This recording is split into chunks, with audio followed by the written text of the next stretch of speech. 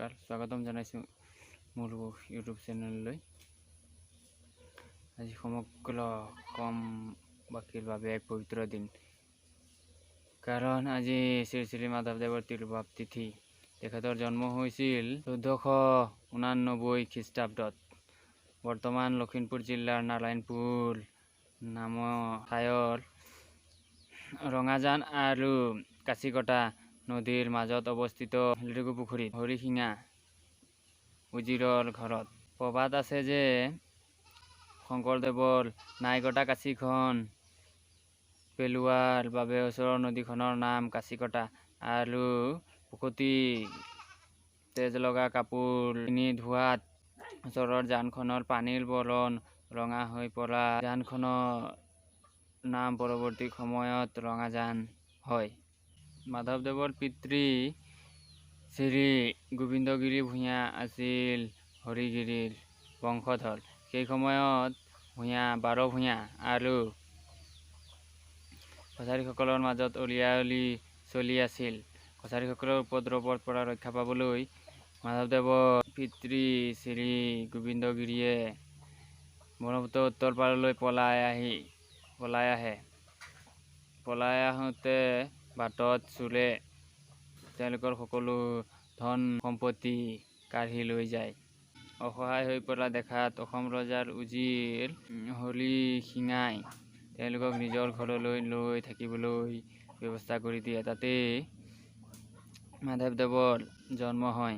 পিতৃ মাতৃৰ উপৰি মাধৱদেৱৰ এজন ভায়েক আৰু এজনী ভনীয়েক আছিল। ভায়েকৰ নাম দামোদৰ আৰু ভনীয়েকৰ নাম উৰ্বশী।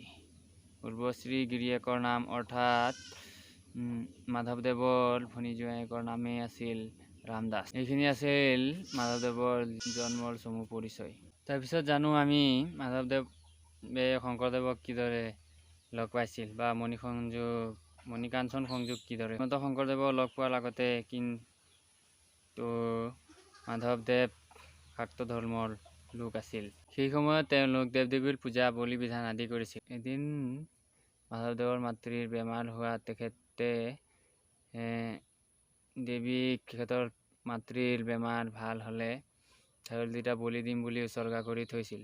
সেই সময়ত যেতিয়া তেখেতৰ মাতৃৰ বেমাৰ সুস্থ হৈ উঠিছিল, তেখেতৰ ভনীজোৱায়েক অৰ্থাৎ ৰামদাসক ছাগলী দুটা ধৰি আনিবলৈ উপদেশ দিছিল। কিন্তু ৰামদাসে তেওঁৰ কথা কোনো গুৰুত্ব দিয়া নাছিল, কাৰণ তেওঁ বলি বিধানত বিশ্বাস কৰা নাছিল, বলি বিধান বিৰোধিতা কৰিছিল। যিহেতু তেওঁ শংকৰদেৱৰ এজন শিষ্য আছিল, সেয়েহে তেখেতে ছাগলীটো ধৰি অনা অস্বীকাৰ কৰাত তেখেতে বিভিন্ন ধৰণৰ গালি শোপনি পাৰিছিল।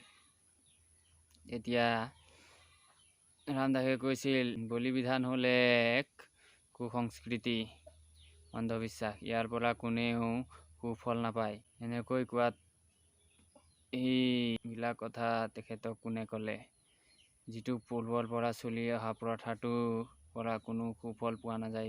তেতিয়া ৰামদাসে তেখেতৰ গুৰু শ্ৰীমন্ত শংকৰদেৱৰ কথা ক'লে আৰু তেখেতৰ ওচৰত শৰণ ল'বলৈও মাধৱদেৱক উপদেশ দিলে। কিন্তু তাৰ পিছদিনাখন তেওঁলোক দুয়ো ৰাতিপুৱাই শংকৰদেৱৰ ওচৰলৈ গৈ মাধৱদেৱে যুক্তি তৰ্ক আৰম্ভ কৰি দিলে। বহু সময় যুক্তি তৰ্ক কৰাৰ পাছত অৱশেষত মাধৱদেৱৰ যুক্তিত হাৰ মানি মাধৱদেৱে তেওঁৰ এক চৰণ নাম ধৰ্মত দীক্ষা ল'লে আৰু সমগ্ৰ জীৱন তেওঁ ওচৰতে শিষ্যত্ব গ্ৰহণ কৰিলে। শংকৰ মাধৱৰ এই মিলনক মণিকাঞ্চন সংযোগ বুলি কোৱা হয়। কেৱল এজন ধৰ্ম প্ৰচাৰকেই নহয়, তেওঁ সাহিত্য সংস্কৃতিৰো পূজাৰী আছিল। তেওঁ বহুতো গ্ৰন্থ, অনুবাদমূলক ৰচনা আদি ৰচনা কৰিছে। তেখেতৰ উল্লেখযোগ্য জীৱনৰ কীৰ্তিস্তম্ভ হ'ল নাম ঘোষা। 1000টা ঘোষা থকাৰ বাবে ইয়াক হেজাৰী ঘোষা বুলিও কোৱা হয়। তাৰ উপৰিও বৰগীত, ভটিমা, ঝুমুৰা আদি ৰচনা কৰিছে।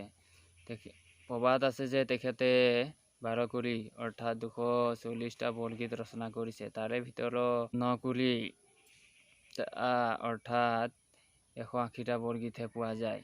ইয়াৰে ভিতৰত অংকীয়া নাটৰ কিছুসংখ্যক গীতিও সন্নিৱিষ্ট হৈ আছে।